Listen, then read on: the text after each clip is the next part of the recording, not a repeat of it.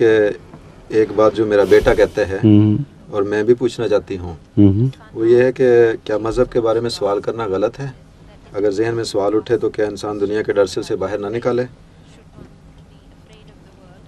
دنیا کے ڈر سے سوال کہاں نکالنا؟ یہ تو بحث سوال تو پہلے یہ اٹھے گا کہ دنیا کے ڈر سے کیا مراد ہے؟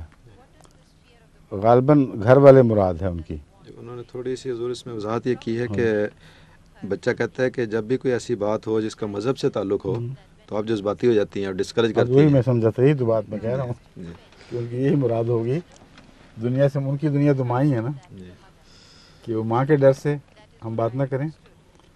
سوال یہ ہے کہ صداقت کے اوپر جو چیز بھی مبنی ہو اس میں سوائے خدا کے کوئی خوف نہیں ہونا چاہیے، اور صداقت سے کے معاملے میں خدا سے بھی خوف نہیں، کیونکہ وہ خود کہتا ہے کہ صداقت کی بات کرو.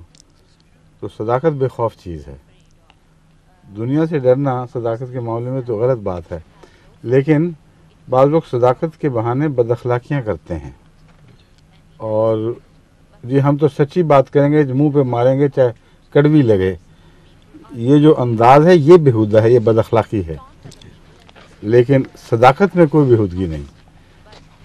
صداقت اچھے طریقے سے بھی بیان ہو سکتی ہے، باادب طریقے سے بھی بیان ہو سکتی ہے.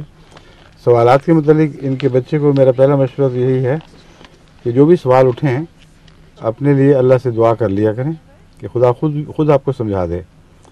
اور پھر دعا کے بعد اگر آپ سوال پوچھیں گے تو اس سوال کے انداز میں بھی شرافت پیدا ہو چکی ہوگی، کیونکہ جو دعا کرنے والا ہے وہ پھر بدتمیزی سے بات نہیں کر سکتا.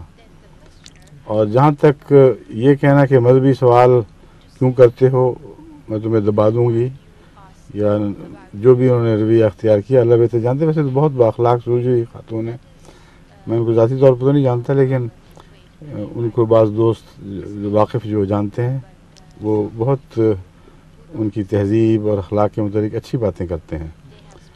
تو یہ میرا تو نہیں خیال کہ وہ یہ کہتی ہوں گی کہ خبردار جو بات کی، مگر اپنے منہ سے اقرار یہی کر رہی ہیں.